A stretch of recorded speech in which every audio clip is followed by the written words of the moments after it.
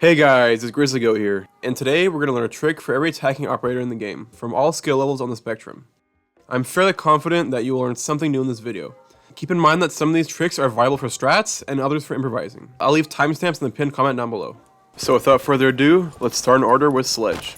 In Sledge, you have a classic silent breach tactic. While old, I personally rarely see this used.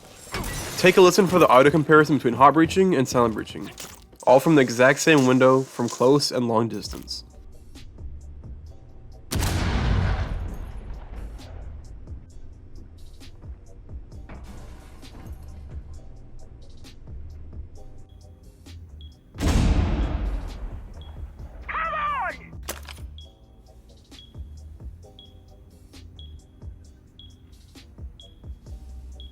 Let's take another quick listen.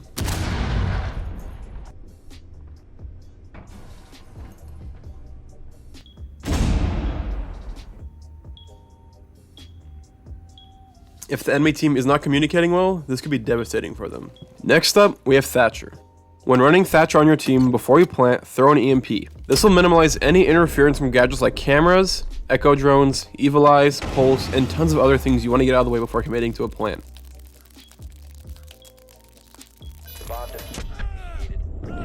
Moving on to our third operator, Ash.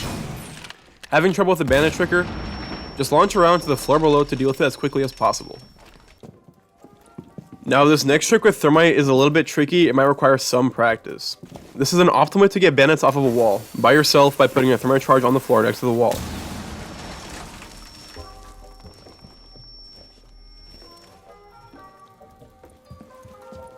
If you hug up against the wall and it's shocking you, you're too close.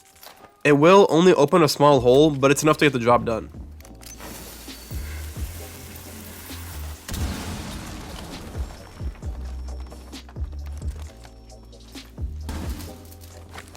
This next trick with Twitch is going to be a little bit more difficult and a little bit less practical with the new season, but it is still viable. Resetting extremely low health teammates with the shock drone is beneficial in quick situations when you're inside of a building. Although being reset to 20 isn't as much as it used to be, it is still enough to save you from Maestro's Evil Eyes and Legion's Goo Mines.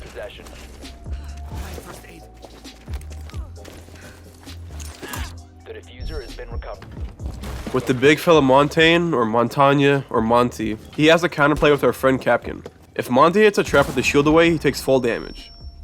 While with his shield out, non-extended, he only takes 10. But with his shield fully extended, he takes even less damage. And just to test it, we try to see if his shield blocks explosive damage from the back like Clash, which it does not. So next time when there's a Capcan, you'll be able to take advantage of this huge damage mitigation when you're trying to push the pace.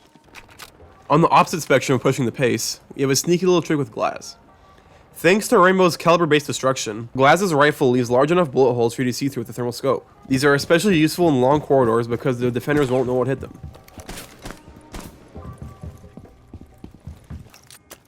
Next up with our Chonkman Fuse. We have a trick which is something you wouldn't do intentionally or directly, but if you're fusing horizontally, you can utilize the holes Fuse makes in the ground as a free breach charge per se. So while not the most useful, it is definitely something to keep an eye out for. Now, we have a bit of a complex one with the Blitz, and maybe a little game breaking. Let's take a look. As you can see, I'm partially hiding behind this wall, hiding my hand, hitting the person in front of me. As long as the wall doesn't go halfway past the mark on my screen, I'm able to essentially shoot through the wall. This is thanks to the game and most of the FPS games having bullets come out the eyes rather than the gun itself. Remember, this blocks your hand, which goes both ways, so as a defender, you can't shoot back in the hand hitbox, rather than having to resort to the much smaller shoulder hitbox, which is half of the visual size. Now I chose a doorway on this map to easily illustrate how it looks, but you can use this on numerous spots and maps, like service entrance and coastline. Let me know your opinion on this in the comments, because I hope I'm not the only one that thinks that this might be a little bit game breaking. IQ is an amazing option to find gadgets quickly and destroy them, but she is also able to spot phones when defenders are using them. So next time you catch a defender lacking, pop them. Next up, moving on to our post-launch operators, we start with Buck. The most unique thing about Buck is that you can control how much and where you want to put destruction from a distance. Combining all these three things together, you can come up with incredibly crafty vault spots or angles.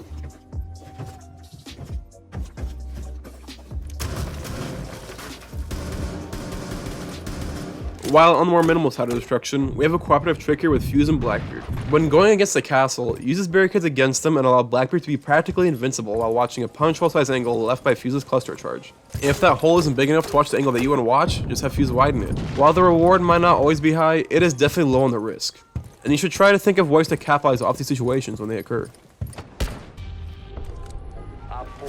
Next up, we got a really crafty one by Capitao. I'm sure you've heard of shooting bolts through walls horizontally, but I've never seen anyone try this vertically. On some maps, this can be devastating for the defense to try to counter, because they'll never see it coming. Just make sure that you shoot through the floor with your gun at least 2 times for the bolt to go through. Op 4 eliminated. If you're a guy that loves to rush, this one's for you. When playing Habana and you're trying to play the milliseconds game with your rush, shoot the hatch with your pellets and destroy 2 of them and then stand on them and detonate them. Each pellet does 5 damage and it takes 4 pellets to open a hatch, so you will take 20 damage.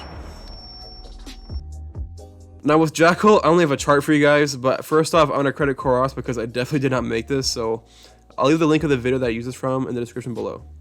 But the practicality of using or knowing this chart is to easily differentiate who you want to track, so you don't waste a scan on somebody that you weren't looking for. Now, I honestly don't recognize any pattern or something to make it easier to remember, so unless you're committed to Jackal main, this information might not be that important to you. But regardless, I included it because it is valuable information that is just good to know if you want to play Jackal as efficient as possible. Back to our regular programming, we have Ying.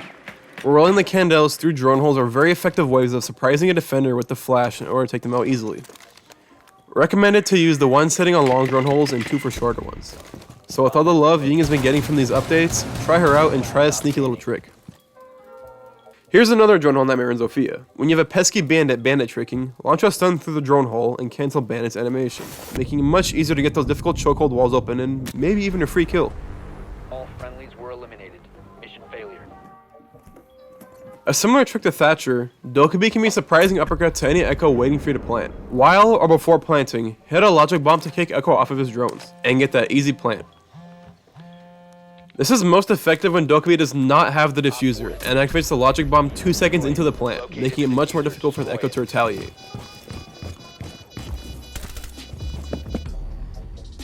Mission is to locate and defuse a Playing against a stack with a bunch of pesky aggressive spawn pig runners, right when the round starts, hit lines E1D to see them before they are detected.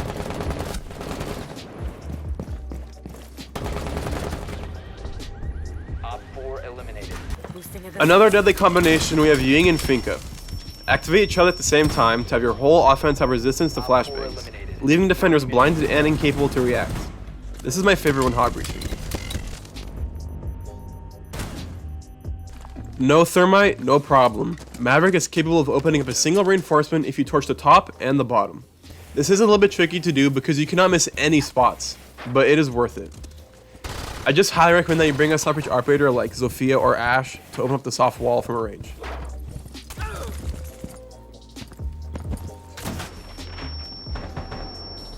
The diffuser is no longer in your possession. This one is a real cool way to give defense a taste of their own medicine. When going up against Goyo playing as Nomad, place an air jab in front of the shield to knock the unfortunate defender into a pit of fire. Now I must say we tested this for a while and the placement is very tricky but essential. I found it most effective when placing it straight down in front of the shield, giving it about a meter's length in space. Then in no time, the defender will wish he never jumped over the shield.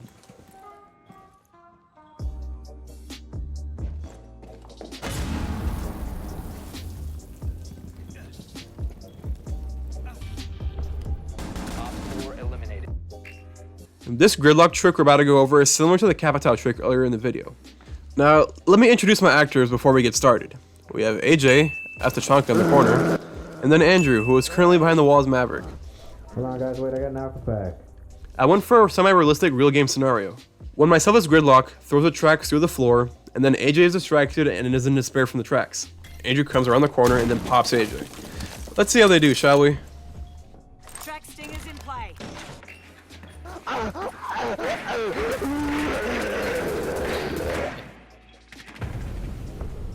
Op 4 neutralized.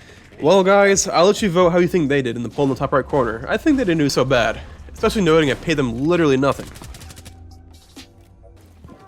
But, moving along, we have Nook. And yes, I actually found something for Nook. when planting the diffuser as Nook, you show up practically invisible. I told my friend to plant in a random spot, and it took me and my friend a while to figure out where he actually was. So if you don't have an IQ, Thatcher, or Dokkaebi, but have a Nook for some reason, give her the diffuser, because the defense will have to look harder on the cameras to figure out where she is planting. Another underpowered operator, I found a trick for Amaru. While not the most practical or most useful trick, it is helpful for the ceiling of where a gadget currently is. Everyone knows you can reach the top of buildings and go through windows and hatches. But did you know that you can go through skylights?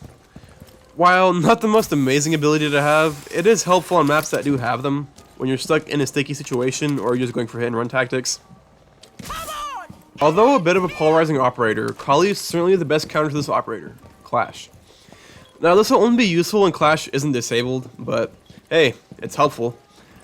Compared to all ranged counters in the game like Zofia, Capitao, and Nomad, they don't even come close to the ammo capacity of Kali. And if you aren't aware, you can actually deal 50 damage to Clash by yourself, as long as you're quick enough to follow up before she completes the stun animation. But this is most effective when cooperating with teammates.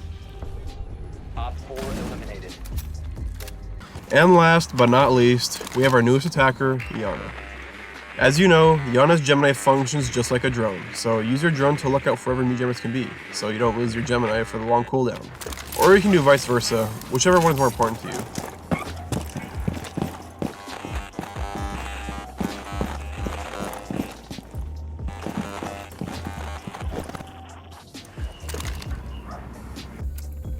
Well guys, that's all for this video. Did you learn anything new? What was your favorite trick? Did you have a better trick for an operator that I went over? Comment it down below. If you guys want, I can make a second video for defenders or even make another attacker one with your tricks. Just leave any comments that you have down below. I'll be looking at them all. Thank you for watching, and until next time, Grizzly Goat out.